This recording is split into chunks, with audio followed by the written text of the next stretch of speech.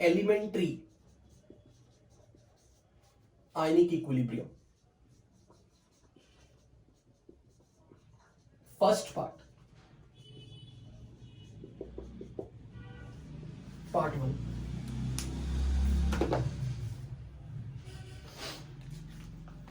जब तक हम किसी सॉल्ट की बात कर रहे हैं, आपको विजिबल है ना बोर्ड?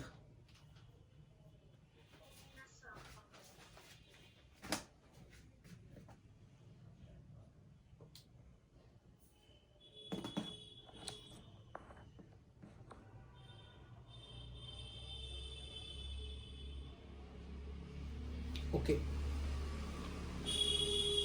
अगर मैं बात करूं सॉल्ट की, तो acid and base they neutralize each other to form salt and water. This is general reaction जो आपने कई बार अपने पिछली क्लासेस में पढ़ी भी होगी। लेट्स से फॉर एग्जांपल मैंने HCl लिया, इसमें NaOH डाला, तो इसका H पॉजिटिव, एसिड से आने वाला H पॉजिटिव, बेस से आने वाला OH माइनस, ये मिलके वाटर बनाएंगे और सॉल्ट बन जाएगा सोडियम क्लोराइड का। मान लो मैंने सल्फ्यूरिक एसिड लिया, इसमें बेस मिला दिया बेरियम हाइड्रोक्साइड, तो acid will lose H plus, base will lose OH minus, और एसिड से आने वाला H प्लस और बेस से आने वाला OH minus, they will react together to form 2 water and पीछे बनता है सॉल्ट बेरियम सल्फेट। तो अगर मैं यहां बात करूं सॉल्ट की, तो सॉल्ट के 2 पार्ट्स होंगे, एक केटायन एक एनायन। सोडियम क्लोराइड में cationic part is sodium plus, anionic part is Cl minus. Barium sulphate में cationic part is barium 2 plus and anion is sulphate -1 -2। अब आप मुझे एक चीज ये बताओ, जब भी आप किसी सॉल्ट की बात करोगे ना, तो उसमें केटायन कहां से आया है? बेस से आया है या एसिड से आया है? सॉल्ट के अंदर जो केटायन होगा वो कहां से आया? बेस से या एसिड से? बेस से। और एनायन सल्फेट कहां से आया? एसिड से। ये चीज यहां भी चेक करो, anion is coming from acid and cation is coming from base. तो ये चीज तो आपसे सबसे पहले ये नोट करने वाली है कि किसी सॉल्ट का केटायनिक पार्ट बेस से आता है और सॉल्ट का एनायनिक पार्ट हमेशा किसी एसिड से आएगा। This is the point number 1 which is to be noted in the very beginning of this topic, कि cationic part of salt comes from base and anionic part of salt comes from acid।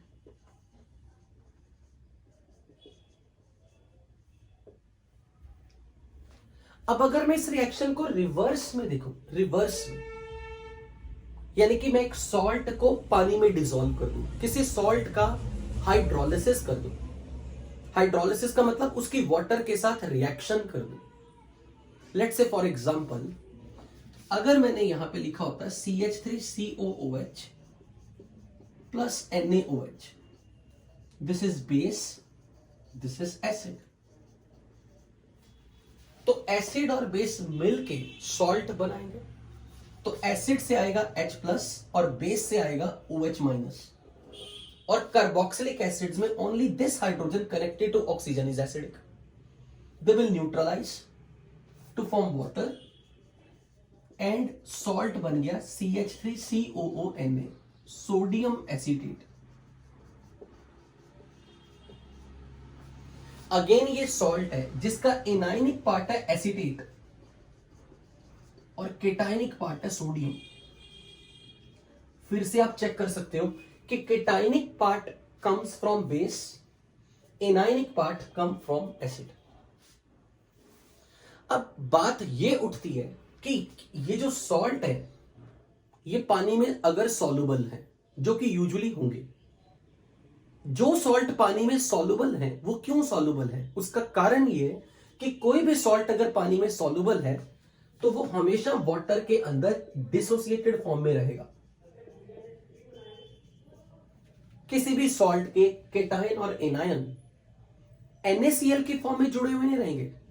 अगर वो salt strong electrolyte है, usually salt is always strong electrolyte. जो salt water में soluble होता है, usually they always exist in form of dissociated ions. हमेशा cation और anion solvated form में रहेंगे। अगर कोई पूछे कि सोडियम प्लस एक्वस फॉर्म में है, Cl माइनस एक्वस फॉर्म में है, तो क्या यहां पे सोडियम प्लस के सराउंडिंग में खूब सारे वाटर मॉलिक्यूल लगे हुए हैं? Answer is yes. खूब सारे वाटर मॉलिक्यूल्स ने Na+ को घेरा हुआ है। खूब सारे वाटर मॉलिक्यूल ने Cl- को घेरा हुआ है। यूं कह लें, सोडियम प्लस और Cl- का सॉल्वेशन हुआ पड़ा है। सोडियम प्लस और Cl- are hydrated, they are solvated by water molecules, they are solvated by water molecules both cation and anion। इसीलिए आप उसके केटायन एनायन के साथ एक्वस वर्ड टैग लगा देते हो। पर क्वेश्चन इज कि क्या ये जो वाटर मॉलिक्यूल्स हैं, क्या उस Na+ के साथ रिएक्शन नहीं कर सकते? जो वाटर मॉलिक्यूल्स की Na+ के साथ सिर्फ फिजिकल अट्रैक्शन है, तो क्या ये फिजिकल अट्रैक्शन इतनी स्ट्रांग ना हो जाए कि वाटर मॉलिक्यूल सोडियम प्लस के कांटेक्ट में आया, इन दोनों के अंदर केमिकल रिएक्शन भी हो जाए? और अगर केमिकल रिएक्शन होती तो क्या होता? तो जब भी कभी किसी केटायन का हाइड्रोलिसिस होगा, हाइड्रोलिसिस वर्ड का मतलब रिएक्शन बिटवीन देम, और वाटर के अंदर दो आयंस है, H+ एंड OH-। तो हम इसकी रिएक्शन कैसे लिखते हैं कि Na+ OH- के साथ बॉन्ड बना था, क्योंकि ऑपोजिट आयंस अट्रैक्ट होते। अगर ये दोनों मिले तो ये बनेगा NaOH और साथ में बनेगा H+। यदि किसी केटायन की वाटर के साथ रिएक्शन हो, किसी केटायन की वाटर के साथ, तो केटायन वाटर में से OH- उठाएगा, NaOH बनेगा और H+ बनेगा। पर क्वेश्चन ये है कि क्या ये रिएक्शन फॉरवर्ड में ज्यादा स्पॉन्टेनियस है या बैकवर्ड में ज्यादा स्पॉन्टेनियस है? और इस चीज का डिसीजन कौन लेगा? रिएक्टेंट्स में अगर कोई एसिड है और प्रोडक्ट में अगर कोई एसिड है, उनकी रिलेटिव एसिडिक स्ट्रेंथ, क्योंकि रिएक्शन उसी डायरेक्शन में मूव करती है, from strong acid towards weak acid. अब आप मुझे यह बताइए, अगर मैं ये रिएक्शन ऐसे लिख रहा हूं, मान लो मैंने इस रिएक्शन को रिवर्सिबल दिखा दिया, तो आप मुझे ये बताओ फॉरवर्ड डायरेक्शन में who is behaving like base, who is behaving like acid? Water क्या लूज कर रहा है Na+ को? वाटर ने क्या लूज किया Na+ को? तो वाटर ने अपना कौन सा रोल प्ले किया जो OH- लूज करे? बेस का। तो it is playing the role of a base. अब अगर मैं ये पूछूं, इस रिएक्शन को अगर आप बैकवर्ड में देख रहे हो तो कौन बेस का रोल प्ले करेगा? इन दोनों में से कौन बेस दिखता है आपको? NaOH, and this is a base. अब आप मुझे ये बताओ, water as a base strong base होता है या वीक बेस होता है? Water is a very very weak base. और आप ये बताओ, NaOH किसी लिस्ट में लिखाया था बेस की? कौन से? स्ट्रॉन्ग बेस में। तो इसकी बेसिक स्ट्रेंथ वाटर की बेसिक स्ट्रेंथ से कहीं ज्यादा है, इसलिए ये रिएक्शन किस डायरेक्शन में होगी? बैकवर्ड। इसका मतलब Na+ वाटर से केमिकल रिएक्शन कभी नहीं करेगा। Na+ के सराउंडिंग में वाटर बस उसे टच करके बैठा रहेगा, हाइड्रेशन उसका होता रहेगा। हाइड्रेशन वर्ड का मतलब वाटर का सोडियम प्लस के साथ merely attraction, but that attraction is not so strong which can allow the water to react with Na+। क्योंकि अगर Na+ वाटर से रिएक्ट करता है तो NaOH बनता, which is a strong base, and H+ तो अल्टीमेट स्ट्रॉन्ग एसिड है। आपने इसकी पीके वैल्यू देखी थी, नेगेटिव में थी -1.74। Just a minute.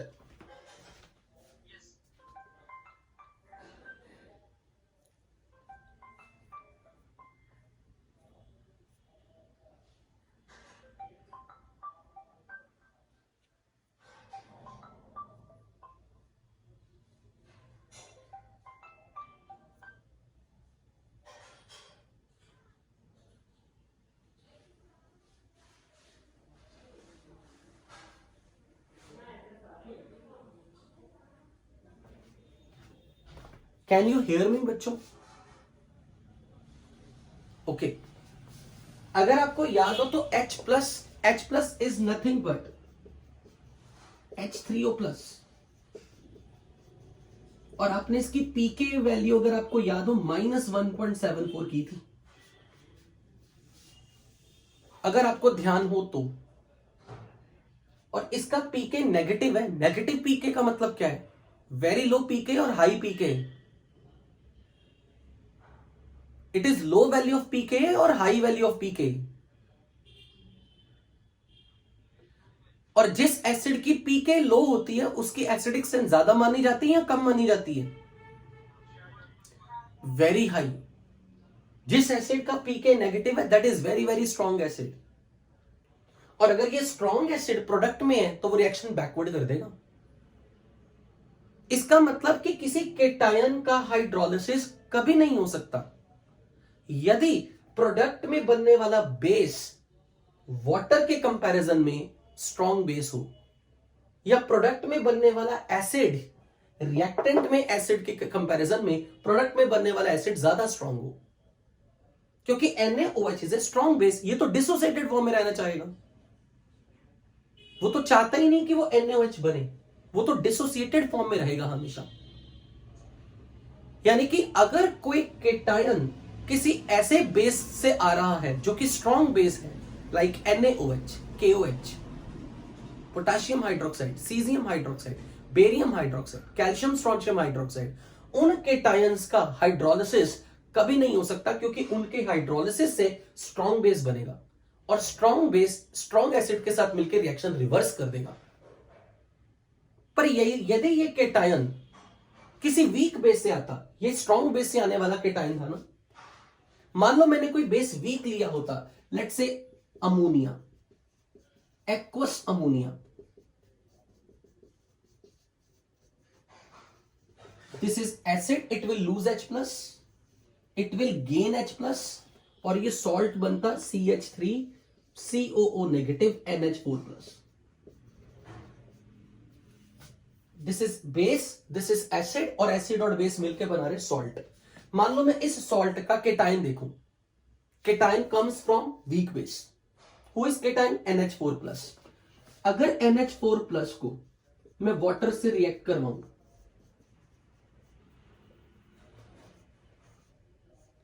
वाटर के अंदर दो पार्ट है, H positive and OH minus, तो NH4 प्लस OH माइनस के साथ मिलकर बनाता NH4OH प्लस H प्लस। अब आप मुझे ये बताओ, NH4 प्लस, सॉरी, अगर मैं NH4 प्लस और वाटर में दोनों में चेक करूं, अगर जब NH4OH बनाना था, इन दोनों में से किसने OH माइनस लूज किया? तो वाटर ने क्या रोल प्ले किया, एसिड या बेस? बेस। अच्छा, अब इस बैकवर्ड डायरेक्शन में who will act as a base, NH4OH या H प्लस? Obviously NH4OH। क्या NH4OH स्ट्रॉन्ग बेस की लिस्ट में था? नहीं ना, it's a weak base, this is a strong base. तो मुझे यह बताओ, अगर ये स्ट्रॉन्ग बेस है और ये वीक बेस है, तो इस रिएक्शन की डायरेक्शन किससे किसकी तरफ होगी, फॉरवर्ड या बैकवर्ड? फॉरवर्ड। यानी कि अब के टाइम का हाइड्रोलिसिस होगा क्योंकि बनने वाला base is not strong enough to shift the reaction backward. अच्छा, एक बात बताओ, अमोनिया, अमोनिया वीक बेस है या स्ट्रॉन्ग बेस है? अमोनिया, अमोनिया अगर वीक बेस है तो उसका कंजुगेट एसिड कौन है? अमोनिया अगर वीक बेस है तो उसका conjugate acid NH4 plus strong होगा या वीक होगा? अगर अमोनिया वीक बेस तो उसका conjugate partner strong acid, so it will shift the reaction in the forward direction, क्योंकि अब की बार यही स्ट्रॉन्ग बेस है इसके कंपैरिजन में, अब की बार यही स्ट्रॉन्ग एसिड है उसके कंपैरिजन में। इसलिए अब की बार केटायन का हाइड्रोलिसिस होगा, पर जब तक आपका केटायन किसी ऐसे बेस से आ रहा है जो कि स्ट्रॉन्ग बेस है, उसका हाइड्रोलिसिस नहीं हो सकता, क्योंकि उस केस में बनने वाला प्रोडक्ट में base is very strong base, this will react with this strong acid to shift the reaction backward. इसलिए जब भी कभी आप किसी सॉल्ट के किसी केटायन का हाइड्रोलिसिस सोचोगे तो आपकी दिमाग में ये लिस्ट में कैद हो जाना चाहिए कि यदि कोई केटायन किसी स्ट्रॉन्ग बेस से आ रहा है, like Na+, like K+, like strontium 2+, barium 2+, caesium plus, they do not undergo hydrolysis. क्योंकि अगर आप उनका हाइड्रोलिसिस कराते हो तो बनने वाला बेस इतना स्ट्रॉन्ग बेस है जो H+ के साथ मिलकर रिएक्शन को बैकवर्ड शिफ्ट कर देगा, क्योंकि ये वाला बेस डिसोसिएट होना चाहता है. इसकी डिग्री ऑफ डिसोसिएशन कितनी है? 100% ऑलमोस्ट. तो ये नहीं चाहता कि ये NaOH बन के रहे, ये तो चाहता है टूटे, और इसकी आयनाइजेशन तो बैकवर्ड डायरेक्शन में हो रही है. NaOH को अगर टूटना है तो Na+ बनना है, तो ये तो चाहेगा कि Na+ बने. अमोनियम हाइड्रोक्साइड तो वीक बेस है, वो अपनी आयनाइज फॉर्म में नहीं आना चाहता, तो इसके लिए ये बनना इज नॉट फेवरेबल. ये चाहता है कि ये इसी फॉर्म में रहे, अनडिसोसिएटेड फॉर्म में रहे, इसलिए ये रिएक्शन फॉरवर्ड में हो रही है. आपको ये चीज समझ में आई जो मैंने डिग्री ऑफ डिसोसिएशन के बेस पे एक्सप्लेन किया? NaOH is a strong base. Strong base की टेंडेंसी क्या होती है? डिसोसिएट होने की. तो NaOH क्या Na+ बनना चाहेगा या NaOH की फॉर्म में रहना चाहेगा? तो वो इस रिएक्शन को बैकवर्ड में भेजना चाहेगा, क्योंकि इसकी मर्जी इस फॉर्म में रहने की है, इस फॉर्म में रहने की नहीं है. It is a week base और स्ट्रॉन्ग बेस. वीक बेस का डिग्री ऑफ डिसोसिएशन कम होता है, ज्यादा होता है? तो क्या ये अपने आयंस की फॉर्म में रहना चाहेगा? तो इसकी टेंडेंसी ये बनने की कम है या ज्यादा है? तो इसकी बैकवर्ड डायरेक्शन की टेंडेंसी कम होगी या ज्यादा होगी? इसका मतलब इस केटायन का हाइड्रोलिसिस स्पॉन्टेनियस है. Is this point clear? तो अगर कोई आपसे ये पूछे कि कौन से केटायन का हाइड्रोलिसिस हो सकता है, तो आप बोलोगे जो केटायन स्ट्रॉन्ग बेस से आते हैं उनका हाइड्रोलिसिस नहीं हो सकता. वीक बेस से आने वाला केटायन का हाइड्रोलिसिस हमेशा होगा.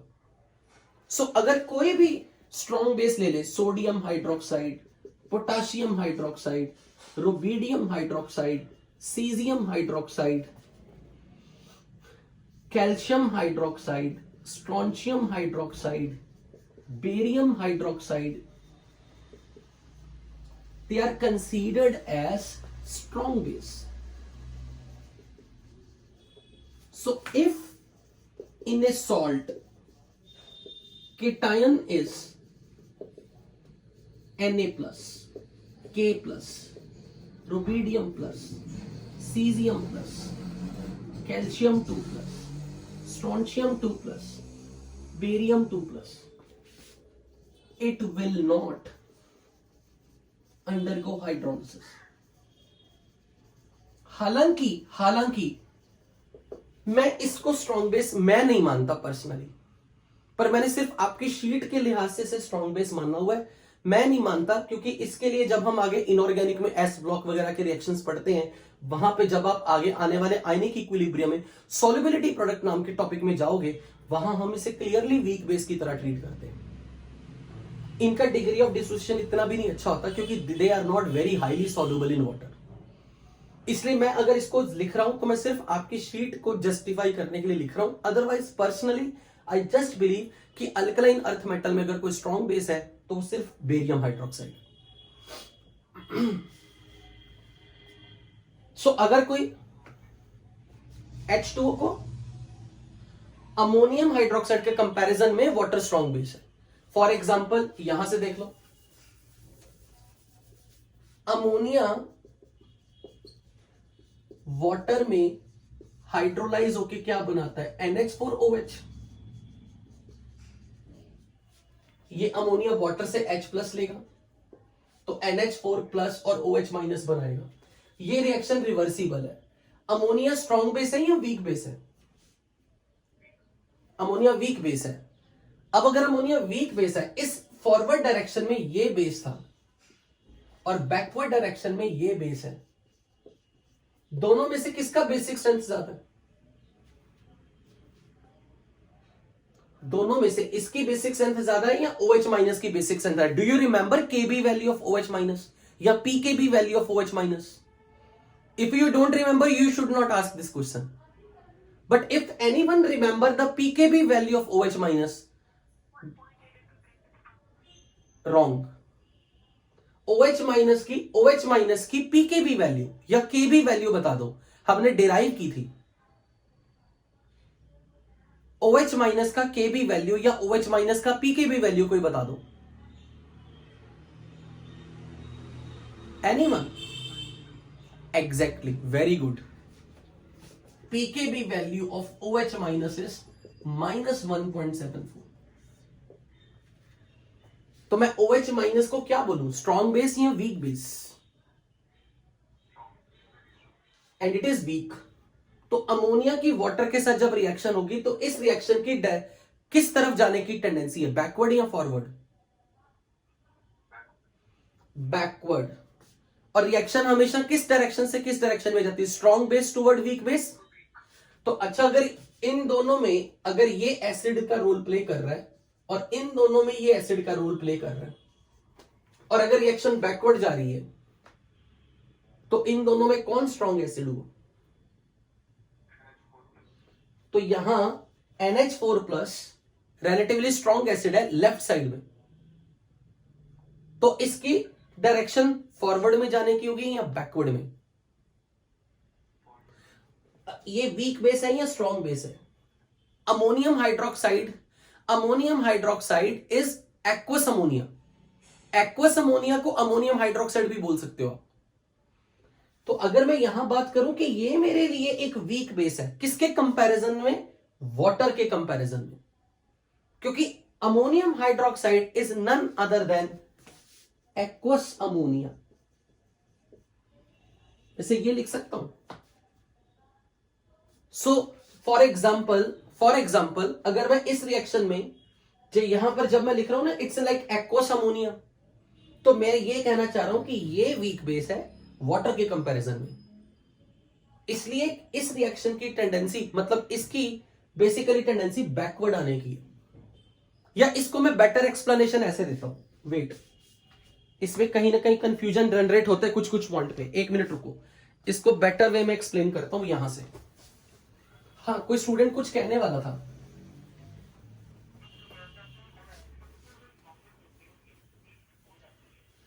एग्जैक्टली, बिल्कुल ठीक। आप बस ये देख रहे हो कि क्या ये जो वाला बेस है, क्या इसकी डिग्री ऑफ डिसोसिएशन 100% है या नहीं, बस इतनी चीज हम देख रहे हैं। क्या इसकी डिग्री ऑफ डिसोसिएशन 100% है? अगर इसकी डिग्री ऑफ डिसोसिएशन 100% है तो ये रिएक्शन को बैकवर्ड करेगा। और ammonium hydroxide as a weaker base in water usually, so it is generally a weak base, इसलिए इसकी डिग्री ऑफ डिसोसिएशन 100% नहीं है, इट्स पार्शियली डिसोसिएटेड। और इसे डिसोसिएट होने के लिए बैकवर्ड डायरेक्शन लेस स्पॉन्टेनियस है, क्योंकि ये चाहता ही नहीं है कि वो अपने आयंस फॉर्म में रहे। फॉर एग्जाम्पल, कौन से वो केटायन जो स्ट्रॉन्ग बेस का पार्ट हो?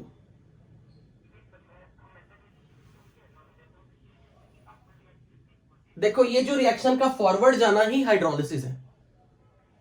आप ये नहीं कह सकते कि NaOH का हाइड्रोलिसिस होगा, क्योंकि NaOH का हाइड्रोलिसिस होने का मतलब क्या है कि NaOH वाटर में हमेशा, मैंने ऐसे लिखा ना, ये रिएक्शन ये डिसोसिएट करेगा। मान लो कि आप इसको तोड़ के वाटर की फॉर्म में अगर इसकी केमिकल रिएक्शन कराना, जरा मुझे एक बात बताना, NaOH है, वाटर में H प्लस और OH माइनस है, अगर इनकी केमिकल रिएक्शन होती तो आप क्या देते? Na को OH देते और OH को H देते, क्या बनता? तो क्या कोई सेंस बनती NaOH की वाटर से केमिकल रिएक्शन हो रही थी? इसका मतलब कि strong base can not react with water, क्योंकि NaOH और वाटर बनाना, NaOH प्लस वाटर मिलकर NaOH प्लस वाटर बना रहे, it doesn't make any sense. इसीलिए जब हम लिखते हैं ना NaOH इन वाटर, हम इसको हमेशा ऐसे लिख देते Na plus aqueous OH minus aqueous. इसका मतलब ये सॉल्वेंट इस केटायन को बस सराउंड करेगा, हाइड्रेशन होगा उनके आयंस का बस। लेकिन अगर यही मैं लिख दूं ना अमोनिया प्लस वाटर, तो अब मैं बोल सकता हूं ये H प्लस और OH माइनस अमोनिया वाटर से H प्लस गेन करके बना रहा है NH4 प्लस और OH माइनस। अब मैं कह रहा हूं कि इस वीक बेस का हाइड्रोलिसिस हो रहा है, क्योंकि वीक बेस से बनने वाले केटायन एंड आयंस, ये जो अमोनिया वाली रिएक्शन है यहां पर रिवर्सिबिलिटी आ गई। यहां पर तो मैं बोलूंगा it is complete dissociation of ions.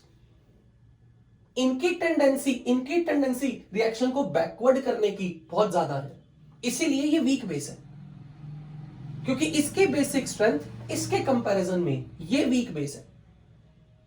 इसलिए इस रिएक्शन की डायरेक्शन मोर टुवर्ड बैकवर्ड डायरेक्शन में ये ज्यादा स्पॉन्टेनियस है। यानी कि अमोनिया का हाइड्रोलिसिस पॉसिबल है, पर सोडियम हाइड्रोक्साइड का हाइड्रोलिसिस सेंसलेस है। पर क्वेश्चन ये आता है कि अगर इस रिएक्शन की डायरेक्शन बैकवर्ड की तरफ है, तो हम ये कहना चाह रहे हैं कि अमोनिया वाटर में अगर घुलेगी भी तो अमोनियम आयन और OH माइनस बहुत कम संख्या में बनेंगे। इनकी पॉपुलेशन बहुत कम होगी, इसकी पॉपुलेशन अनडिसोसिएटेड फॉर्म में ज्यादा रहेगी। अब यही क्वेश्चन मैं बोल रहा हूं कि जब इसकी टेंडेंसी इस रिएक्शन की टेंडेंसी फॉरवर्ड में जाने की रिलेटिवली कम है, क्योंकि इनका पॉपुलेशन सोल्यूशन में काफी कम है। पर हम यहां पर किसी बेस के हाइड्रोलिसिस की चर्चा नहीं कर रहे, हम किसी सॉल्ट के आने वाले केटायन के हाइड्रोलिसिस की बात कर रहे हैं। कोई मुझे यह कह देना कि अमोनियम का हाइड्रोलिसिस करवाना है, तो मैं बोलूंगा NH4 प्लस का अगर आप हाइड्रोलिसिस करा रहे हो, वाटर में है H प्लस और OH माइनस, तो ये बनाएगा NH4OH प्लस H प्लस। ये केटायन का हाइड्रोलिसिस हो रहा है। ये जो रिएक्शन मैंने लिखी, यहां केटायन किसका सोर्स है? H प्लस का। अमोनिया किसका सोर्स है? OH माइनस का। अब मैं बोलूंगा इस रिएक्शन का जो डिसोसिएशन कांस्टेंट है ना, वो अमोनिया का Kb है, लेकिन इस रिएक्शन का डिसोसिएशन कांस्टेंट जो है वो मैं बोलूंगा अमोनियम का H प्लस जनरेट करना, इस रिएक्शन का dissociation constant Ka of ammonia, और अमोनिया का Kb वैल्यू 1.8 इंटू 10⁻⁵ है। This value I know it. पर आपको यह पता कि अमोनिया और NH4 प्लस का आपस का क्या रिलेशन है? What are they of each other? Ammonia और अमोनियम आयन आपस में एक दूसरे के कौन लगते हैं? इनका क्या रिलेशन है? If it is a base, it's conjugate acid. And do you know this relation? Ka into Kb is Kw। अगर ये बेस अमोनिया है तो इसका कंजुगेट पार्टनर NH4 प्लस है। तो अब अगर मैं आपसे ये पूछूं कि ये नंबर 1.8 इंटू 10⁻⁵ है और ये 10⁻14 है, तो क्या आप Ka नंबर की वैल्यू का रफली ऑर्डर बता सकते हो? 10 रेज़ टू पावर क्या होगा? What will be the order? 1.8 into 10⁻⁵, ये इसका Kb है, तो Ka of ammonium ion will be of which order? 10⁻⁹, right? इस रिएक्शन का ये बन गया 10⁻⁹। एक मिनट,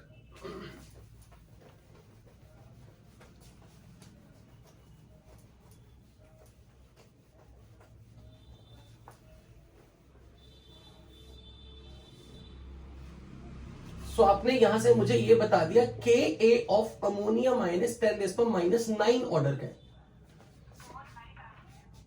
क्या आ रही है? अच्छा, फेड हो रहा, धुंधला दिख रहा होगा।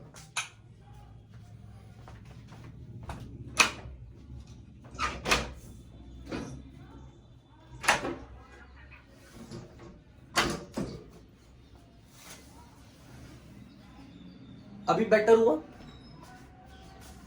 अब मुझे एक बात बताओ, इस रिएक्शन का इक्विलिब्रियम कांस्टेंट अगर 10⁻⁹ है, तो अब मुझे ये बताओ, इस रिएक्शन की टेंडेंसी फॉरवर्ड जाने की होगी या बैकवर्ड जाने की होगी? अगर किसी रिएक्शन का ये Ka नंबर है, ये नंबर छोटा है या बड़ा है? ये नंबर छोटा है, ये नंबर छोटा है। तो अमोनियम का जो भी हाइड्रोलिसिस की टेंडेंसी है, ये number, this value is very small. अब पॉइंट ये आता है, जब मैं ये कह रहा हूं ना कि इसका हाइड्रोलिसिस होगा लेकिन Na+ का हाइड्रोलिसिस नहीं होगा, तो हम यहां पे सिर्फ एक बात पे डिबेट कर रहे हैं कि क्या बनने वाला बेस इतना स्ट्रांग है कि ये रिएक्शन को बैकवर्ड कर सके। क्या इसका कंपैरिजन अगर मैं इससे देखूं, इन दोनों में कौन स्ट्रांग बेस है, NaOH या अमोनियम हाइड्रोक्साइड? तो किसकी टेंडेंसी फुली डिसोसिएट करने की होगी? 100% डिसोसिएशन की। तो मैं कहूंगा अब ये रिएक्शन ऐसे जाना चाहती है, लेकिन यहां रिवर्सिबिलिटी आ सकती है क्योंकि इसके बेसिक स्ट्रेंथ उतनी नहीं है जैसे कि ये, क्योंकि ये स्ट्रॉन्ग इलेक्ट्रोलाइट था, ये वीक इलेक्ट्रोलाइट है। अब क्योंकि इसका डिग्री ऑफ डिसोसिएशन इसके मुकाबले में कम है, इसलिए यहां रिवर्सिबिलिटी है, पर यहां तो कोई रिवर्सिबिलिटी का स्कोप ही नहीं। ऐसे केस में मैं कहूंगा कि किसी केटायन यानी कि अल्कली मेटल का केटायंस जिनके हाइड्रोलिसिस का प्रोडक्ट कोई स्ट्रॉन्ग बेस होगा, they do not undergo hydrolysis.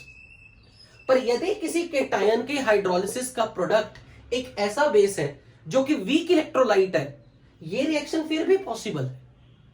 यानी कि इस केटायन का हाइड्रोलिसिस हो सकता है, भले इसकी टेंडेंसी, इसका K वैल्यू कम ही क्यों ना हो।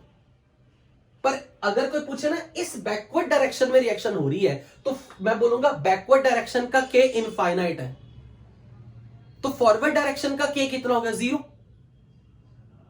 तो मैं कहूंगा इसकी फॉरवर्ड जाने की टेंडेंसी तो है ही नहीं। इज दिस पॉइंट क्लियर और नॉट? फॉर एग्जाम्पल, अगर मैं आपसे ऐसा बोलूं,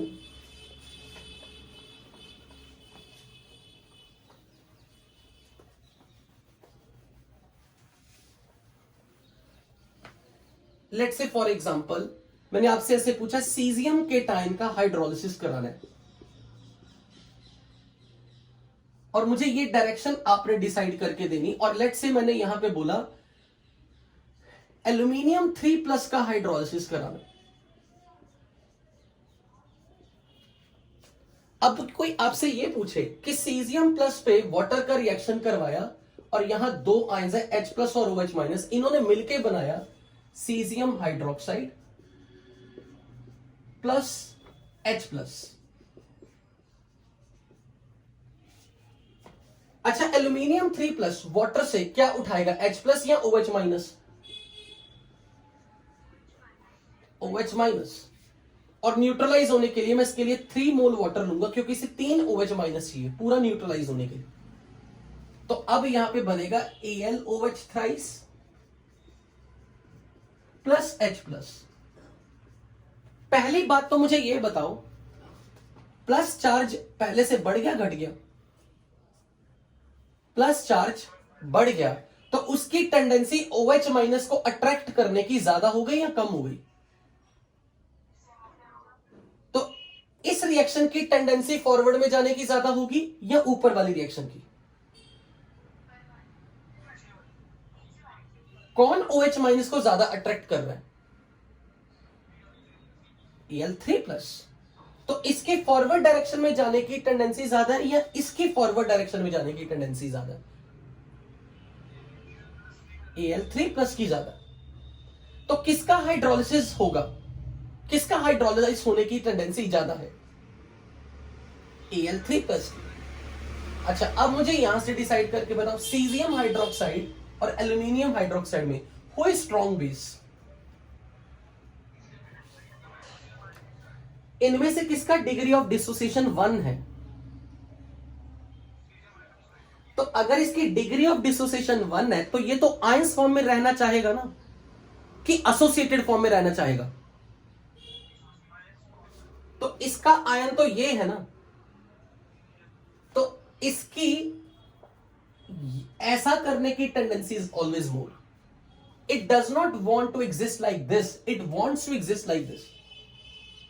तो मैं कहूंगा सीजियम प्लस की वाटर के साथ रिएक्शन करने की टेंडेंसी खत्म, यानी कि केटायन का हाइड्रोलिसिस नहीं होगा।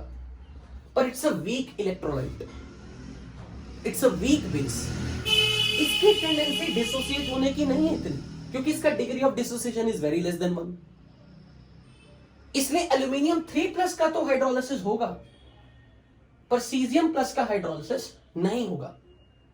यानी कि जिस केटायन के हाइड्रोलिसिस से बनने वाला बेस वीक बेस है, उस केस में ऐसे केटायन का हाइड्रोलिसिस पॉसिबल है।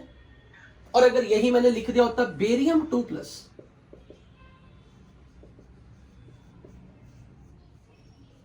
अब यहां पर चेक करो, बेरियम को वाटर में से कितने OH- दिलाऊं, इस पे +2 चार्ज है न्यूट्रल होने के लिए, 2, इसलिए 2 मोल वाटर लिखा। तो बेरियम OH- के साथ मिलकर बनाएगा बेरियम हाइड्रोक्साइड एंड 2H+। अब मुझे बताओ इसका डिग्री ऑफ डिसोसिएशन कितना है?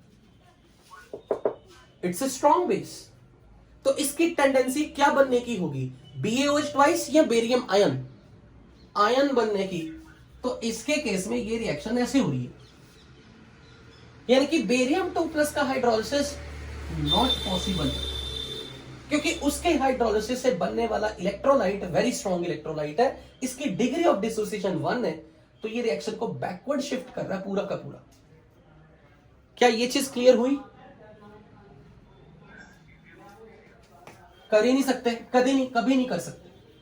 बस आप ये कह सकते हो कि इसका हाइड्रेशन ज्यादा होगा। हाइड्रोलिसिस वर्ड आप जिक्र ही नहीं करेंगे, क्योंकि केमिकल रिएक्शन तो होगी नहीं।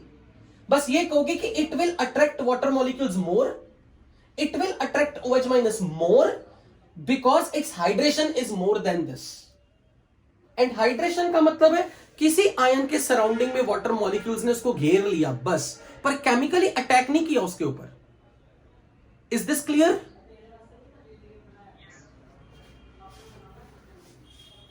अब यहीं से, अब यहां से अगर हम किसी एनायन की हाइड्रोलिसिस की बात करें,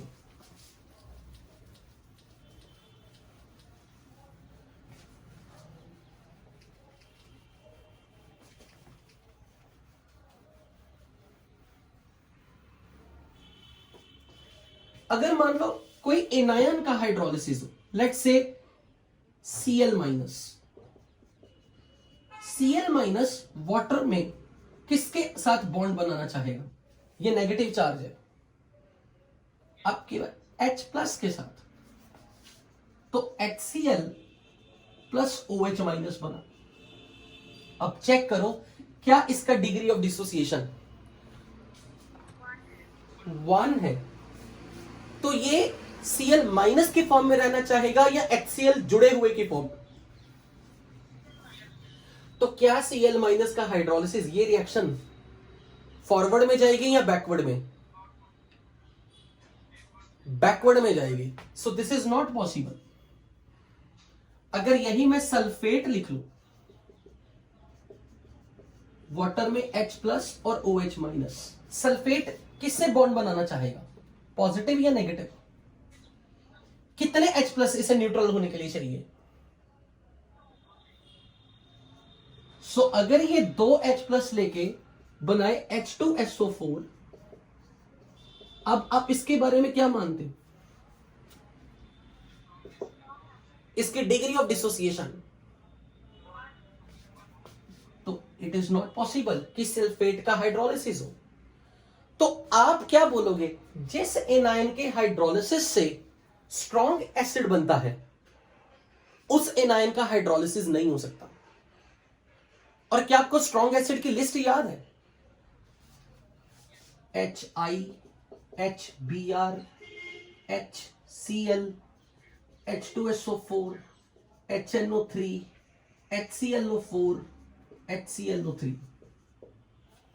These are very very strong electrolytes।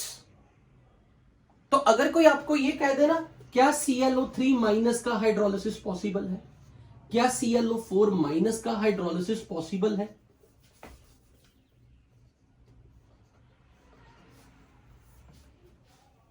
यहां से प्रोडक्ट क्या बनेगा, प्रोडक्ट बना के दिखाओ क्या आएगा। ClO3 माइनस वाटर में से किसे उठाएगा? कितने, 1 या 2? चार्ज देखो उसका -1, तो क्या बनेगा? HClO3 plus OH minus. What do you think about this? It's a strong acid, ये तो बेस से न्यूट्रलाइज हो जाएगा, पूरा का पूरा रिएक्शन बैक कर देगा। तो ClO3 माइनस का hydrolysis not possible, same here. लेकिन अगर यही मैंने ऐसा लिखा, एसीटेट आयन का हाइड्रोलिसिस,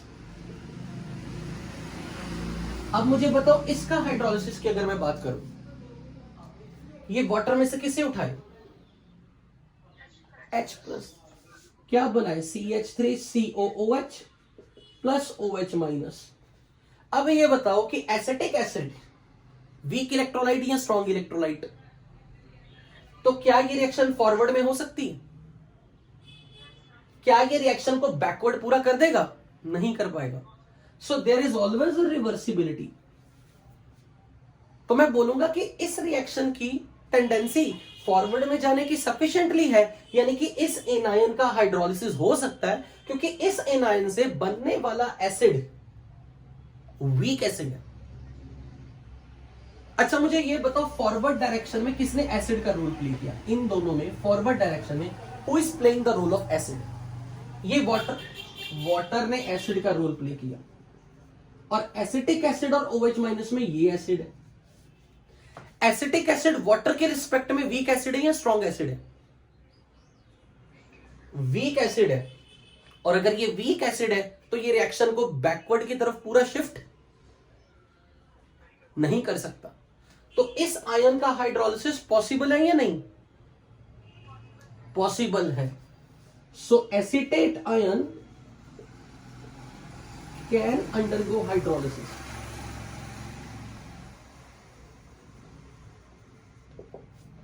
इसका मतलब कौन से एनायन का हाइड्रोलिसिस नहीं पॉसिबल? जिस एनायन के हाइड्रोलिसिस से बनने वाला acid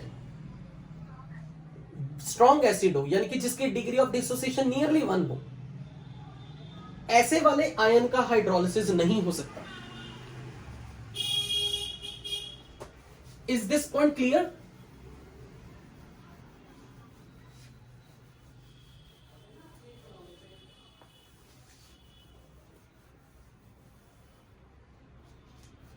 So anions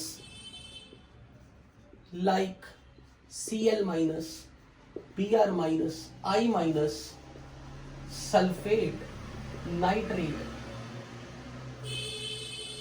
ClO3 minus, ClO4 minus do not undergo hydrolysis.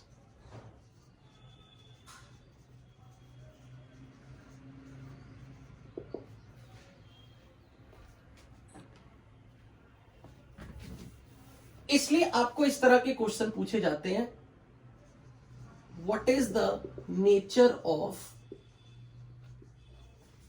Aqueous solution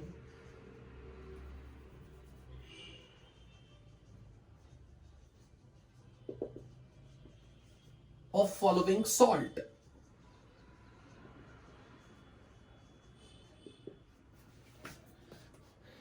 NaCl, potassium bromide,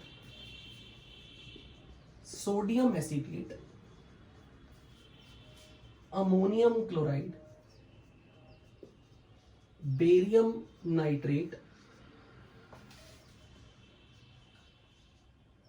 barium format. इस तरह के क्वेश्चन आपसे वेरी फ्रीक्वेंटली जेईई मेंस में पूछे जाते हैं।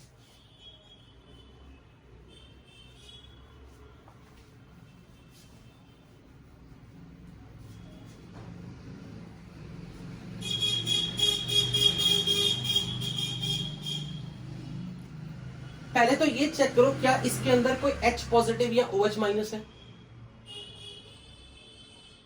So it's a pure salt, it's neither acidic nor basic. इसके अंदर H पॉजिटिव या OH माइनस है। जब मैं बोल रहा हूं H पॉजिटिव मतलब एसिडिक हाइड्रोजन, या OH माइनस है, जवाब दिया करो जल्दी से जल्दी, वेट ना करवाओ। So it's a salt. इसके अंदर एसिडिक हाइड्रोजन कहीं H पॉजिटिव या OH माइनस? क्या ये हाइड्रोजन एसिडिक होता है जो कार्बन से जुड़ा? No. Again Cl minus NH4 plus, NH4 plus में H प्लस है एक, तो ये मेरे लिए एसिडिक सॉल्ट है क्योंकि NH4 plus it has H plus, ये मेरे लिए एक एसिडिक सॉल्ट है। यहां चेक करो कोई H प्लस या OH माइनस, तो इट्स सॉल्ट। क्या इसके अंदर कोई एसिडिक हाइड्रोजन है या फिर OH minus? No. So this is salt salt salt salt salt acidic salt.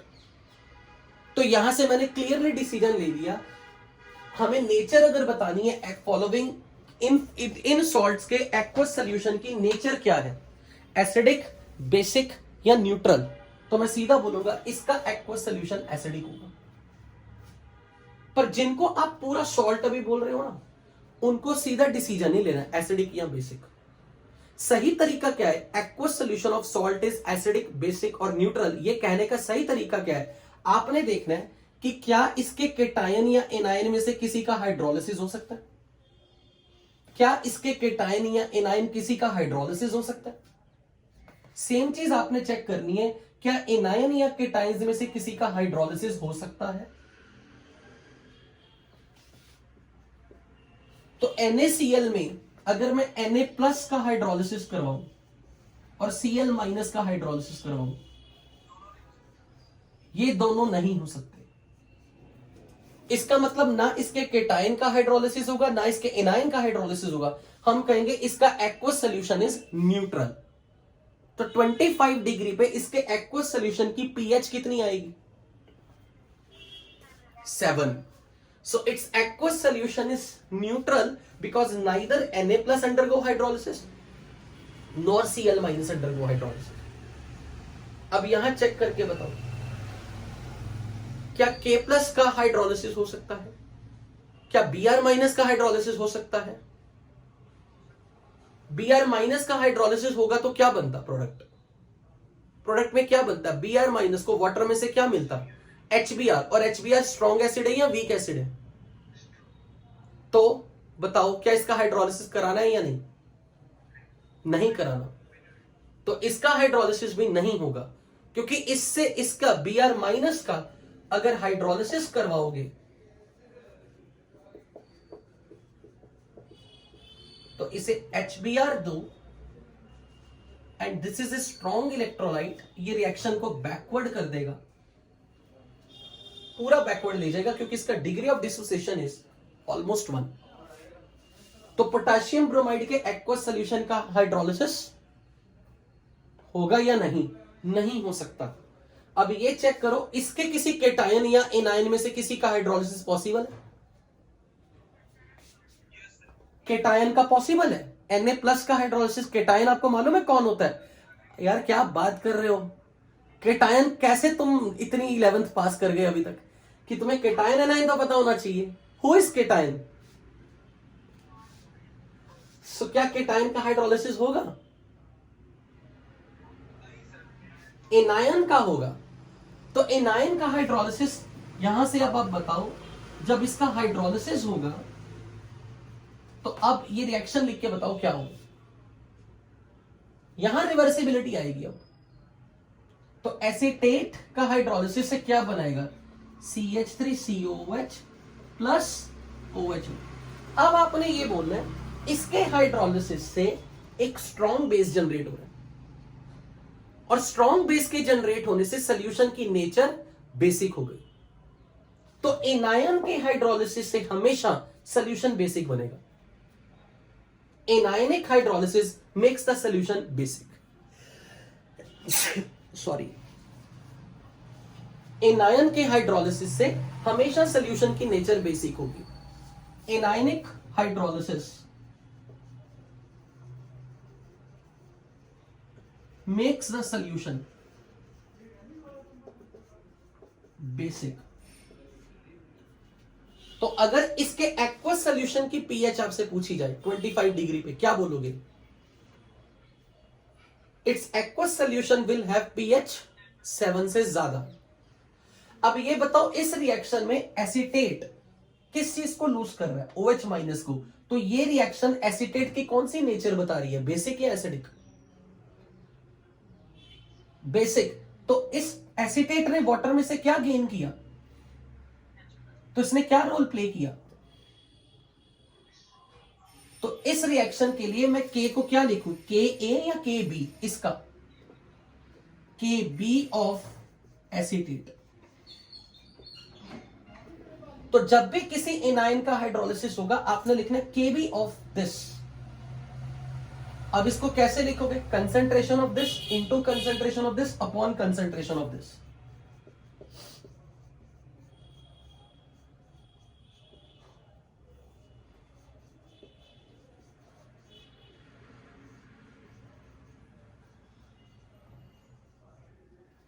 और इसी को आप अब एक नया नाम दोगे, के एच ऑफ दिस, मतलब हाइड्रोलिसिस कांस्टेंट।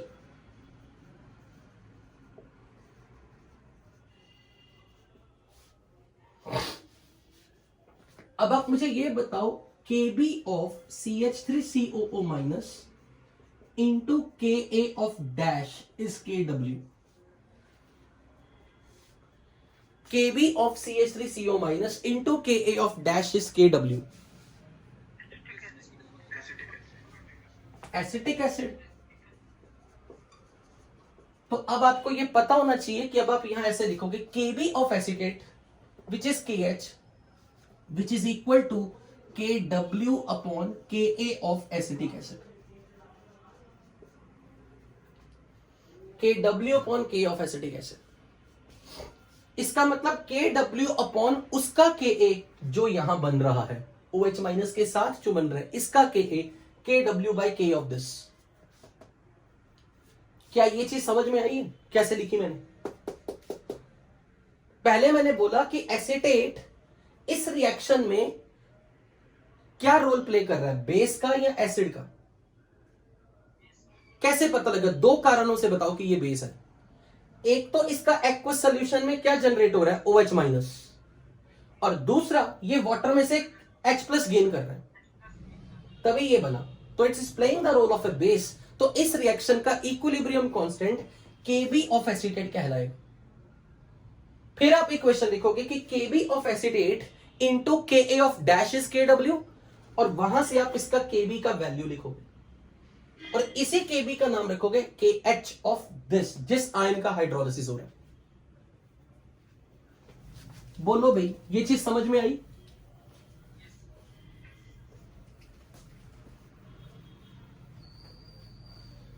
एनायन का हाइड्रोलिसिस अगर हुआ तो सॉल्यूशन की नेचर क्या होगी? Anionic hydrolysis basic. अब यहां चेक करो कि टायन और एनायन में किसका हाइड्रोलिसिस नहीं होगा? दोनों का नहीं होगा या एनायन का नहीं होगा? क्योंकि Cl माइनस के हाइड्रोलिसिस अगर कराते तो क्या बनता, जो कि वो रिएक्शन को बैकवर्ड कर देता। तो हम कहेंगे हाइड्रोलिसिस किसका होगा? सिर्फ केटायन का। तो अब आप इक्वेशन कैसे लिखोगे? NH4 प्लस इसका water as a solvent, liquid लिख रहा हूं, यानी कि water is treated like a solvent. ये वाटर में से किसे उठाएगा? तो क्या बनेगा? NH4OH प्लस H प्लस। तो केटायन का हाइड्रोलिसिस, केटायन का वाटर से reaction makes the solution acidic. तो इसीलिए इसका एक्वस सॉल्यूशन की नेचर क्या होगी? तो पीएच क्या होगा? So cationic hydrolysis makes the solution acidic. अब इस रिएक्शन के लिए मैं क्या लिखूं? के डैश ऑफ दिस, इसका कौन सा नेचर दिख रहा है आपको? Ka ऑफ NH4 प्लस, जिसको मैं लिखूं KH of NH4 plus. What is the name of KH? किसका किसका हाइड्रोलिसिस हो रहा है, किसका हाइड्रोलिसिस हो रहा है? तो hydrolysis constant of ammonium ion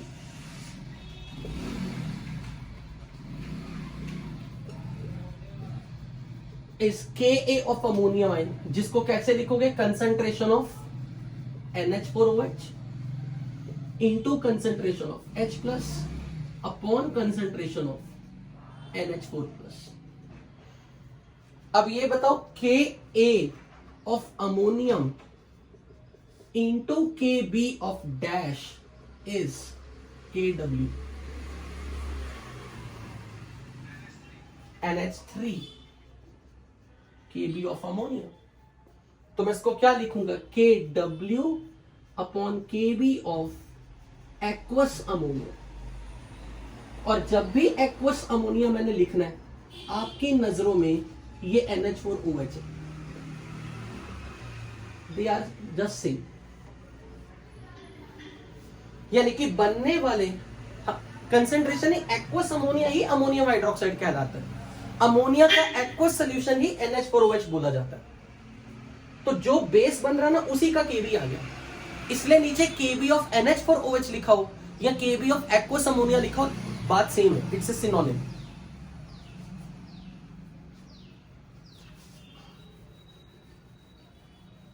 अब अगला बताओ, यहां पर किसका हाइड्रोलिसिस होगा?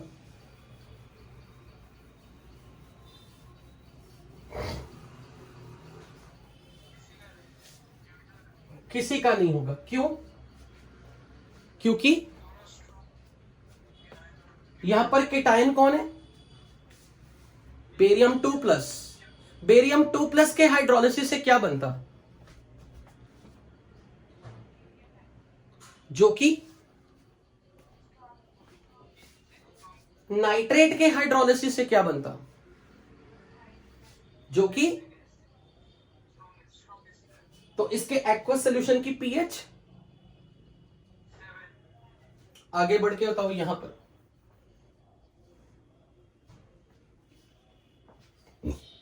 अगर ये आयनाइज हो तो आपको आयनाइज करना आता है? जो इनके पैरों में एटॉमिसिटी होती है, वो इनका चार्ज होता है। तो ये क्या बनेगा? Barium 2 plus and format ion.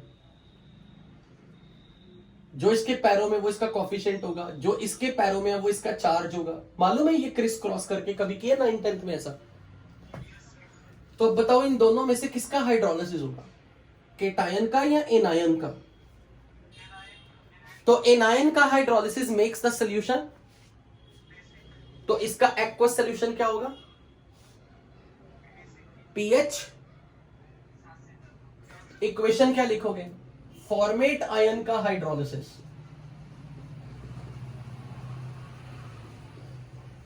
Reaction बताओ क्या आएगी? HCOH प्लस, अब इसकी नेचर बताओ क्या है? ये स्ट्रॉन्ग एसिड है या वीक एसिड है? तो इसका डिग्री ऑफ डिसोसिएशन 100% है क्या? तो इसकी बैकवर्ड डायरेक्शन फुली स्पॉन्टेनियस है क्या? नो, इसीलिए रिवर्सिबिलिटी है कि फॉरवर्ड भी होगी बैकवर्ड भी होगी। ठीक है, तो अब बताओ इस रिएक्शन के लिए आप फॉर्मेट आयन के लिए क्या लिखोगे? के it is a source of OH minus, Kb of HCOO minus is KH of HCOO minus will be written as concentration of HCOH into concentration of OH minus upon concentration of formate ion. अब ये भी बताओ Kb of formate into Ka of dash is Kw।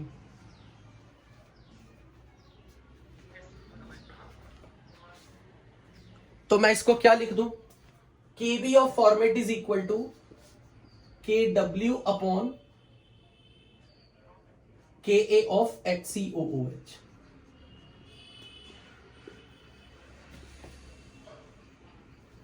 दोबारा बोलो, मैं नहीं सुन पाया। क्या कहा? बेरियम के रिस्पेक्ट में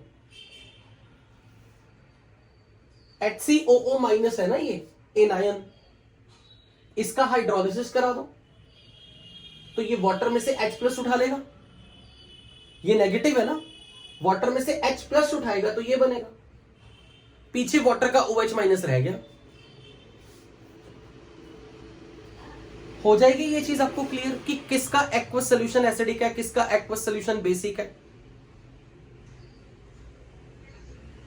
अच्छा भाई ये बताओ मुझे, अगर मैंने आपके सामने ये स्टेटमेंट बताता ट्रू या false, its aqueous solution will turn red litmus into blue, true या false? True. Why, how, why are you saying true? बात तो सही है, क्योंकि इसका एक्वस सोल्यूशन की नेचर बेसिक है और base turns red litmus into blue and acid turns, ठीक है।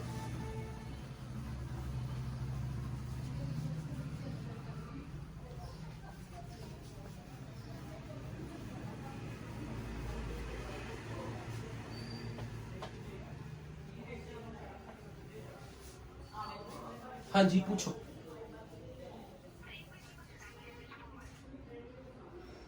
हाँ बोलो बोलो, क्या पूछना है? एसिटिक एसिड का पीएच 7 से कम है, लेकिन ये जो OH माइनस है ये तो बहुत स्ट्रॉन्ग बेस है, ये तो बहुत स्ट्रॉन्ग बेस है, ये तो पीएच को 7 से कहीं ज्यादा बना रहे हैं, इसलिए इन दोनों के झगड़े में ये जीत रहा है। हाँ हाँ, तो वहां एसिटेट आयन से यहां एसिटिक एसिड बनता, acetic acid plus OH minus है, एसिटिक एसिड है वीक एसिड पर OH माइनस है स्ट्रॉन्ग बेस, तो किसकी डोमिनेंस रहेगी सोल्यूशन में? तो हमेशा यही विन करेगा, हमेशा ये डिसाइड करेगा सोल्यूशन की नेचर, क्योंकि इसके साथ बनने वाला OH माइनस के साथ बनने वाला एसिड हमेशा वीक है, इसीलिए हर बार सोल्यूशन की नेचर इसके हाथ में चली गई। समझ में आई ये चीज?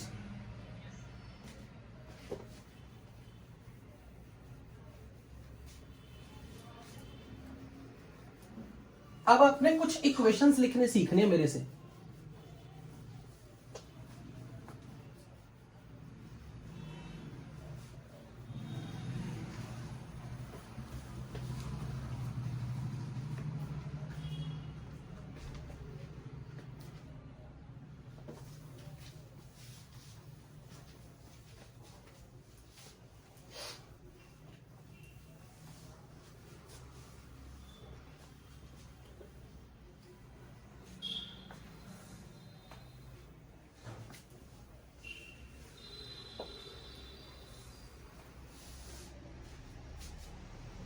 अब ध्यान से समझना, जब भी मैं बोलूंगा ना किसी आयन का hydrolysis, just a minute, 1 minute,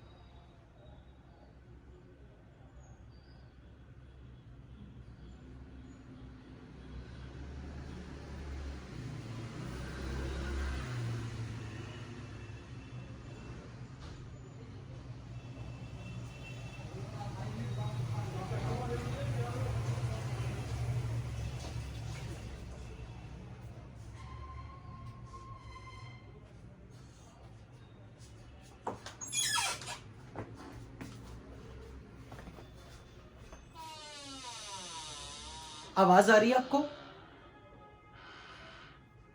can you hear me? Okay. अब आपको पहले मुझे प्रैक्टिस करानी है कुछ रिएक्शंस लिखाने की। हाइड्रोलिसिस ऑफ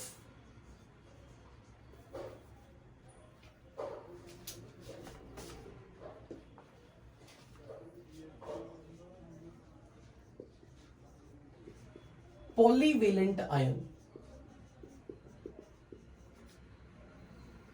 पॉलीवेलेंट आयन का मतलब कोई ऐसा आयन जिसके ऊपर -1 से ज्यादा चार्ज नेगेटिव हो, मतलब नेगेटिव चार्ज हो तो -1 से ज्यादा, पॉजिटिव चार्ज हो तो +1 से ज्यादा। लाइक किसी के टाइम पे चार्ज +2 हो गया, +3 हो गया, +4 हो गया, वो पॉलीवेलेंट आयन। किसी एनायन पे चार्ज -2 हो गया, -3 हो गया, -4 हो गया, पॉलीवेलेंट आयन। किसी भी पॉलीवेलेंट आयन का जब हाइड्रोलिसिस होगा वो सिंगल स्टेप में नहीं होगा, वो मोर देन 1 स्टेप में होगा। तब तक होगा जब तक कि वो खुद न्यूट्रलाइज ना हो जाए, पूरा न्यूट्रल ना हो जाए खुद को। लेट्स से फॉर एग्जांपल मैंने आपके सामने लिखा सल्फाइड का हाइड्रोलिसिस। तो अब आपको ये पता होना चाहिए कि ये इस पे चार्ज -2 है। पहले तो तुरंत मुझे ये बताओ, ये एनायन है, एनायन का हाइड्रोलिसिस सॉल्यूशन की नेचर क्या बनाएगा, एसिडिक या बेसिक? Very good. अब ये वाटर में से किसे उठाएगा? ये वाटर में से H+ को, कितने? 2। तो दोनों H+ को जब गेन करेगा एक साथ नहीं गेन करेगा, ये स्टेप बाय स्टेप एक एक करके। तो आप इसको पहले एक H+ दोगे, यहां पर रफ में लिखना H+ और OH- रफ में इसको एक H+ दो तो ये क्या बनाएगा, HSO3-, क्योंकि +1 और -2 के ऊपर -1 चार्ज नेट, प्लस पीछे क्या बचा, OH-। अगेन डिसाइड करो क्या ये अगर एसिड है, क्योंकि ये बेस है तो ये एसिड है, ये वीक एसिड होगा स्ट्रॉन्ग एसिड होगा? क्या ये स्ट्रॉन्ग एसिड की लिस्ट में है? नहीं है ना, ये वीक एसिड है, ये बाय डिफॉल्ट वीक एसिड। अब अगर मैंने आपसे ये पूछा कि सल्फाइड वाटर के साथ मिलकर बना रहा है HSO3-, there is a reversibility, पर ये रिएक्शन यहां पे रुकेगी नहीं, अभी ये आगे फिर से काम करेगा क्योंकि ये फिर से एक एनायन बन गया। अब इस एनायन का फिर से हाइड्रोलिसिस करना है, क्योंकि इसने 2 बार H+ लेना था ना, तो एक बार H+ लेने के बाद जो बन रहा है वो रिएक्शन वहां रुके नहीं। अब ये फिर से अगला स्टेप लिखोगे कि HSO3- भी एक एनायन है अल्टीमेटली, तो ये भी हाइड्रोलाइज होगा। तो ये वाटर में से किसे उठाएगा, ये वाटर में से किसे उठाएगा? हाइड्रोजन मत बोलो, हाइड्रोजन का मतलब होता है न्यूट्रल H। प्रोटॉन बोलो, H+ बोलो। तो H+ आयन को जब ये उठाएगा, ये नेगेटिव और पॉजिटिव न्यूट्रल हो गए, अब ये रिएक्शन यहीं पे खत्म हो गई। मतलब अब अगला स्टेप नहीं लिखना, तो आप लिखोगे H2SO3 + OH-। क्या ये चीज समझ में आई कि आपने इसे 2 स्टेप में क्यों लिखा? क्योंकि इसने 2 H+ उठाने हैं, तो पहली बार H+ गेन करेगा, फिर जो बनेगा वो फिर से H+ गेन करेगा। क्या ये चीज समझ में आई? अब मुझे एक बात बताओ, SO3 2- जब है ना, ये वाटर में से H+ गेन कर रहा है, तो इसके नेचर वाटर में से जब H+ गेन कर रहा है तो ये बेस का रोल प्ले कर रहा है या एसिड का रोल प्ले कर रहा है? तो इस रिएक्शन के लिए आप लिखोगे dissociation constant Kb1 of SO3 2-। अब आपको लिखना पड़ेगा Kb1 क्योंकि ये 2 बार H+ उठा रहा है, तो इस रिएक्शन में इसने पहली बार H+ उठाया। तो अब इसके लिए आप नाम रखोगे KH1 ऑफ SO3 2-, यानी कि first hydrolysis constant, which is basically first dissociation constant of base SO3 2-। क्या ये बात समझ लगे कि आप मैंने 1-1 का टैग क्यों लगाया? कोई भी आयन जिसका हाइड्रोलिसिस एक स्टेप में नहीं हो रहा, तो जब ये anion as a role play कर रहा है बेस का, तो इसने पहली बार जब H+ गेन किया तो use the term Kb1, use the term KH1। अब मैं बोलूंगा कि Kb1 of SO3 2- is KW upon KA of something. बता सकते हो इन दोनों में Kb1 of this and KA of something मिलके KW बनाएंगे, तो यहां पर जो आएगा वो SO3 2- का कौन होगा? Who is it's conjugate acid? Exactly HSO3-। मतलब मैं ये कहना चाहता हूं जो OH- के साथ बनता है ना यहां पे, इसी का Ka रखना होता है नीचे। क्या ये बात समझ में लगी? नहीं, नहीं समझ लगी? पक्का? ये दोनों आपस में कौन है? ये दोनों आपस में कौन है? एक दूसरे के कॉन्जुगेट एसिड बेस पे है। पर मैं बोलूंगा इस स्टेप का dissociation constant is first KB of SO3 या first hydrolysis constant of SO3 अब इस रिएक्शन में जब आप लिख रहे हो इसका हाइड्रोलिसिस हो रहा है ना, तो मैं लिखूंगा KB1 of HSO3 which is nothing but KB2 of SO3 क्योंकि इसके लिए तो ये दूसरी बार H प्लस गेन कर रहा है,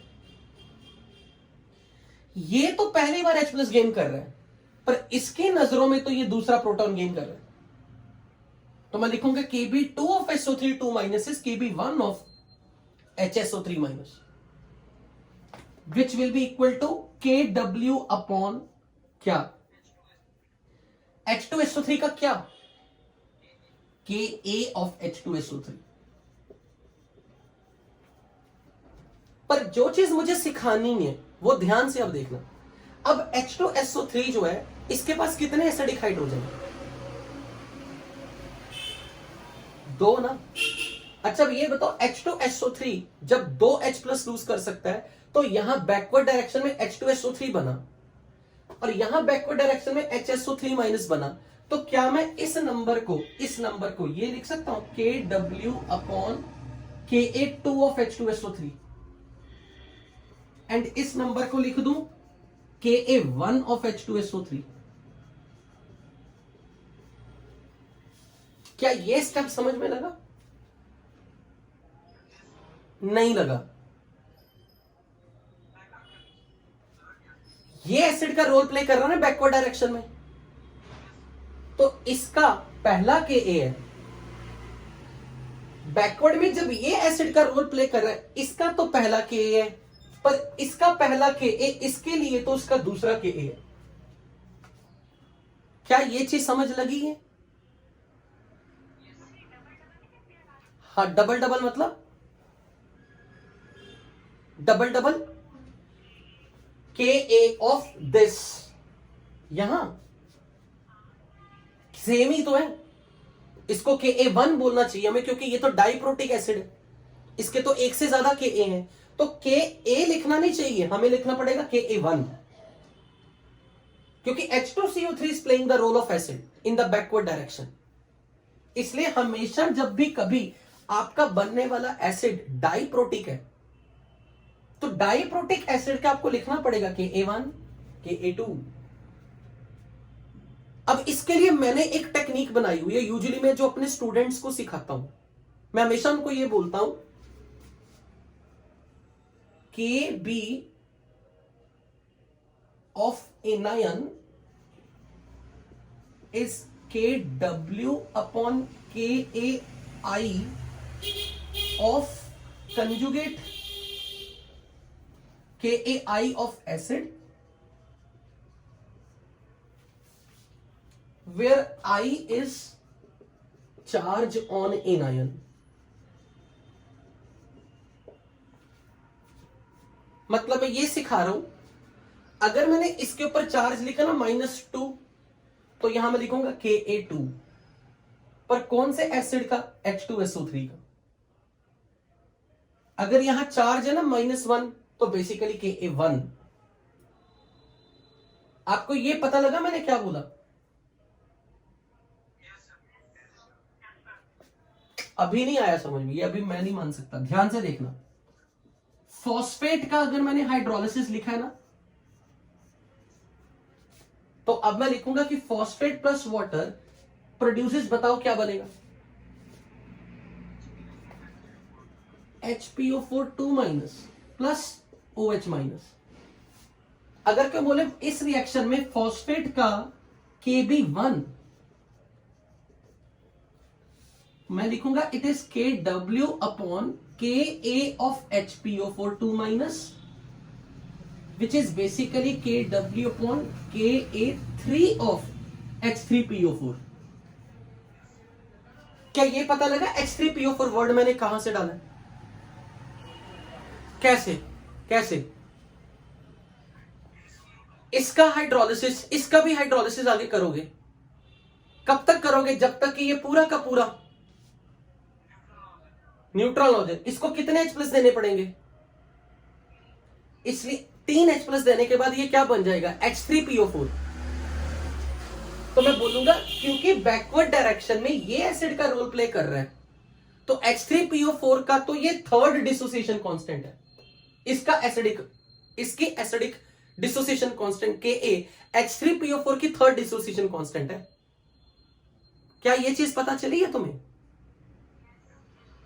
गारंटी? रुक जाओ ना, पता नहीं, मुझे नहीं तसल्ली हो रही इसमें से झोल कर रहे हो तुम लोग। अच्छा, मैंने लिखा HS माइनस का हाइड्रोलिसिस। पहले ये बताओ प्रोडक्ट क्या लिखोगे? वाटर से यहां पर इसको क्या दोगे? क्या बनेगा? Plus OH minus. अब मुझे बताओ, मैं लिखना चाहता हूं K डैश A या B of HS minus, it is playing the role of, क्या लिखूं? यार मैंने तेरे को मारना है अगर तूने जल्दीबाजी में बोला एसिड, तेरी आवाज पहचान लेता हूं। HS माइनस क्या रोल प्ले कर रहा है? तो KB of HS minus is KW upon Ka of H2S। पर H2S का कौन सा Ka? या इसका चार्ज देखो, 1। अच्छा, यहां करके दिखाओ S2 माइनस का हाइड्रोलिसिस।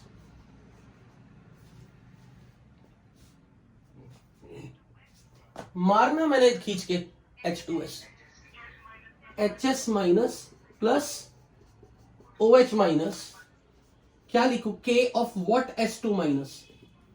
ये क्या रोल प्ले कर रहे हैं? KB of S2 minus is KW upon Ka of HS minus, which is equal to किसका? Ka2, H2S का Ka2, क्योंकि इसको 2H प्लस दे दो तो H2S बनेगा। तो Ka2 of H2S which is Ka1 of HS minus. इसका तो Ka1, पर इसका Ka1 H2S का Ka2 है। आया समझ?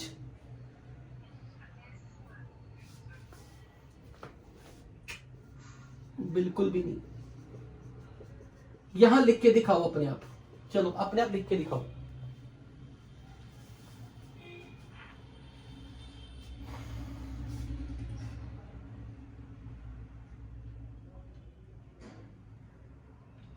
पूरा लिख के दिखाओ।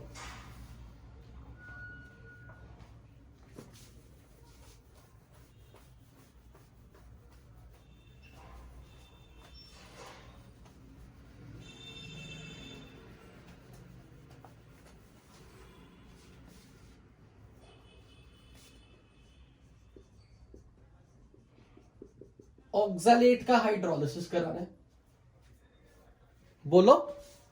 चुप्पी कर गए। HC2O4 minus plus OH minus. अब इसका भी हाइड्रोलिसिस लिखो अगले स्टेप में। HC2O4 minus plus water H2C2O4 plus, अब बताओ यहां पर क्या लिखें? KB1, इसका पहला KB1 of oxalate is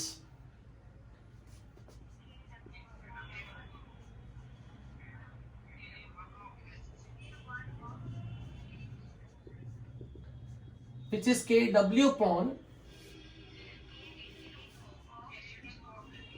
H2C2O4। शाबाश, एक्सीलेंट। यहां बताओ KB1 of HC2O4 minus which is, इसकी नजरों में, यस दे आर आइडेंटिकल। इसका KB1 इसके नजरों में KB2 है, is equal to KW upon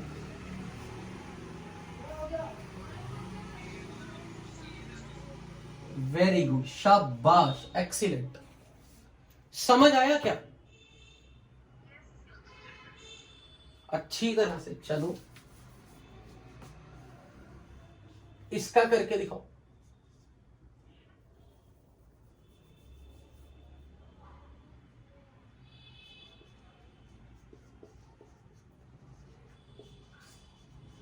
इसका हाइड्रोलिसिस।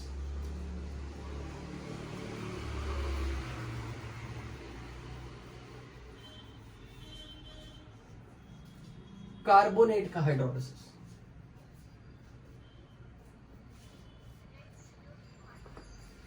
HCO3 माइनस प्लस, अब इसका भी हाइड्रोलिसिस लिखो।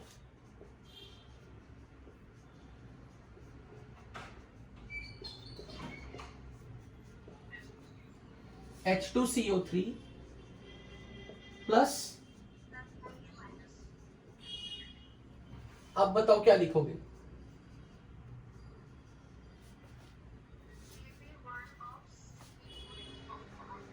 Kb1 of CO3 2 minus Kw upon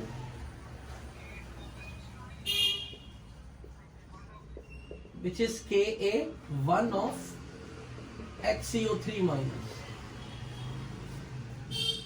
अब यहां पर बताओ Kb of HCO3 minus Kb1 of HCO3 minus is equal to CO3 2 minus is equal to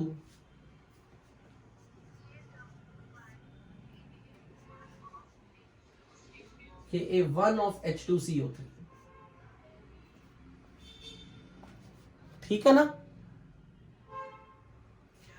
अगर मैंने पूछा इसका ओवरऑल हाइड्रोलिसिस कांस्टेंट बताओ, ओवरऑल हाइड्रोलिसिस कांस्टेंट, तो दोनों इक्वेशन ऐड कर देंगे। कोई भी पॉलीवेलेंट आयन का overall hydrolysis constant is in दोनों नंबर का प्रोडक्ट, दिस इनटू दिस। क्योंकि दोनों इक्वेशन ऐड करोगे तो दोनों के इक्विलिब्रियम कांस्टेंट मल्टीप्लाई हो जाते हैं। तो क्या बोलोगे? Kb1 of carbonate into Kb2 of carbonate is overall hydrolysis constant of this. किसी भी पॉलीवेलेंट आयन का ओवरऑल हाइड्रोलिसिस कांस्टेंट उसके इंडिविजुअल रिएक्शन के हाइड्रोलिसिस कांस्टेंट का प्रोडक्ट है। This is its KH1 of carbonate, this is KH2 of carbonate। First hydrolysis constant, second hydrolysis constant, उनकी product KH1 into KH2, overall hydrolysis constant. अब मुझे एक बात बताओ, CO3 2 माइनस पे चार्ज -2 है। अच्छा वैसे भी छोड़ो, किसी भी बेस के अगर 2 kb वैल्यू होती है, कार्बोनेट के 2 kb आ गए ना, किसी भी बेस का पहला kb बड़ा होता है या दूसरा kb बड़ा होता है? पहला ना, तो मैं बोलूंगा KH1 is always greater than KH2। KH1 is always greater than KH2। उसको मैं दो तरीकों से जस्टिफाई करूंगा। किसी भी बेस की पहली बार डिसोसिएशन ज्यादा होती है एज कंपेयर टू उसकी दूसरी डिसोसिएशन से। दूसरा उसको एक्सप्लेन करने का तरीका, इस पे -2 चार्ज है, तो कौन वाटर में से H+ को जल्दी से अट्रैक्ट करेगा? और इस पे -1 चार्ज है, दोनों में से चार्ज इस पे ज्यादा है ना, तो वो वाटर में से H+ को जल्दी उठाएगा। और इस पे नेगेटिव चार्ज कम हो गया, वाटर में से H+ को उतना जल्दी से नहीं उठा रहा, तो इसकी tendency to react with water ज्यादा है। अच्छा अब इसको यहां से देख के बताना, यहां से भी जस्टिफाई कर सकते हो। किसी एसिड का पहला Ka बड़ा होता है या दूसरा Ka बड़ा होता है? पहला Ka बड़ा है और दूसरा Ka छोटा है, ये छोटा तो फिर ये बड़ा। समझ में आया ये? तो अब आपने होमवर्क में इसकी प्रैक्टिस मुझे लिख के 2 इक्वेशंस की लानी है। अगर मान लो जैसे मैंने आपके सामने अभी तो मैंने आपको एनायन की प्रैक्टिस करवाई, सिर्फ एनायन के हाइड्रोलिसिस। 1 मिनट बेटा।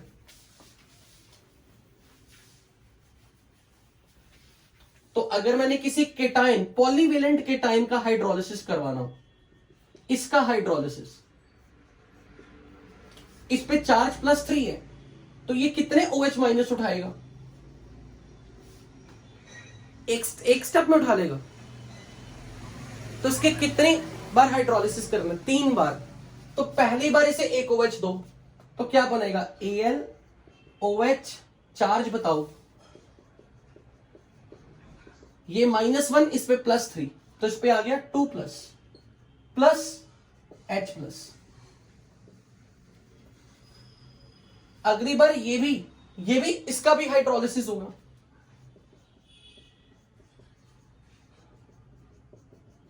बताओ क्या बनेगा?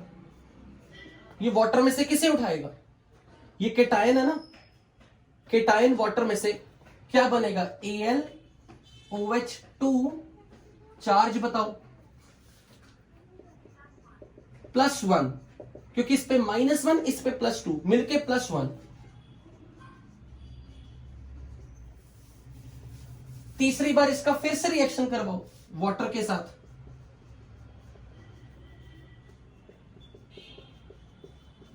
बताओ क्या बनेगा?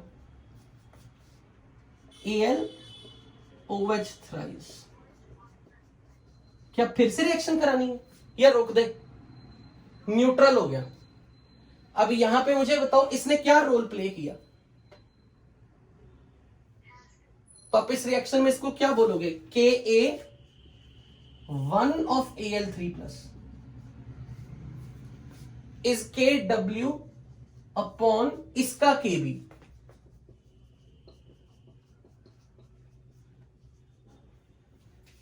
अच्छा, इसके लिए अगर मुझे लिखना हो Kw upon Kb dash of dash, charge देखो 3, Kb 3, लेकिन किसका Kb 3? AlOH थ्राइस का। वेरी गुड, AlOH थ्राइस का Kb 3। समझ आई ये चीज? अच्छा, इसके लिए क्या लिखोगे? Ka of this, it is Ka2 of dash is equal to Kw upon Kb of dash। पहले ये बताओ ये किसके लिए Ka2 लिख रहे हो? Al3+ के लिए। इसके लिए तो ये पहला प्रोटॉन लूज कर रहा है, ये Ka1 ऑफ इसका खुद का, पर इसके लिए तो ये दूसरा प्रोटॉन लूज कर रहा है। तो मैं क्या लिखूं? Ka2 of Al3+ इज, इसका तो पहला Kb, इसका तो पहला Kb, पर इसका चार्ज देखो क्या है? 2 ना। तो क्या लिखूं? Kb of AlOH thrice. समझ आई ये चीज? सच में, क्योंकि ये बहुत टफ मानी जाती है बच्चों को, बहुत रेयरली समझ आती है। गारंटी? ओके, तो फिर अगला स्टेप बताओ, फिर क्लास वाइंड अप करें।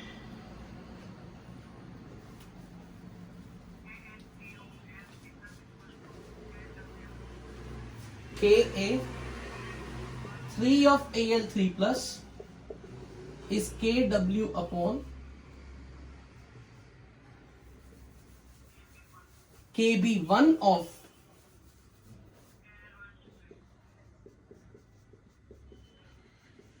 और अब मैं इसका नाम रखूंगा, it is third hydrolysis constant of Al3+। This is second hydrolysis constant of Al3+। This is first hydrolysis constant of Al3+। तो बताओ overall hydrolysis constant of KH अगर लिखना हो, KH ऑफ Al3+, क्या लिखोगे? तीनों को multiply, KH1 into KH2 into KH3, यानी कि क्या बन जाएगा? Kw upon Kb3 of AlOH thrice, Kw upon Kb2 of AlOH thrice into Kw upon Kb1 of AlOH thrice. Is this clear to everybody? तो अपने होमवर्क में करना है खुद ही, इसका हाइड्रोलिसिस करके दिखाना है। इसी तरीके से पूरे स्टेप लिख के लाने अगली क्लास तक अपनी कॉपी में। जिंक 2+ का हाइड्रोलिसिस कंप्लीट लाइक दिस, ये जितना आपने लिखा।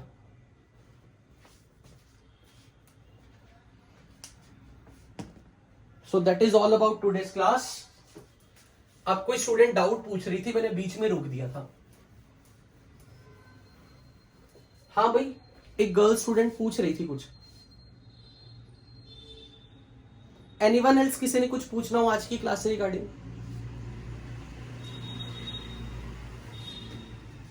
तो मैं क्लास के खत्म होते ही पहले एक बार होमवर्क भी ले लो। एलिमेंट्री शीट में से सिंपल सिंपल से questions as a homework low.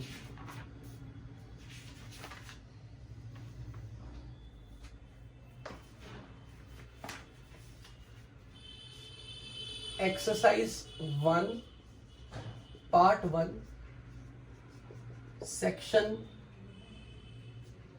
F में ओनली क्वेश्चन नंबर 1, क्योंकि मैंने आज कुछ नहीं पढ़ाया आपको। It is only F1।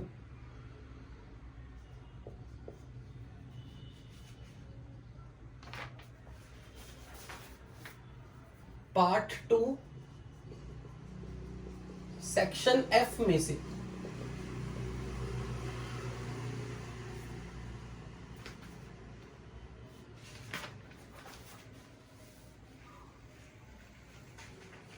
F1 F3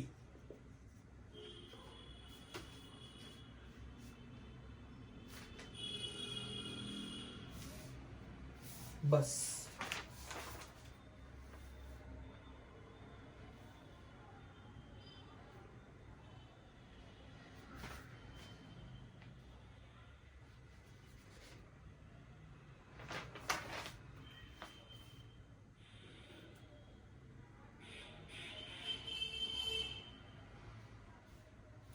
बस यही 2 सवाल। So can I end the meeting? Okay okay bye. किसको? Overall hydrolysis constant. हाँ, ओवरऑल हाइड्रोलिसिस कांस्टेंट, या फिर सिंपल लिखा होगा hydrolysis constant of Al3+, that is itself product of 3 hydrolysis constant. ठीक है, हाँ ठीक है, चलिए।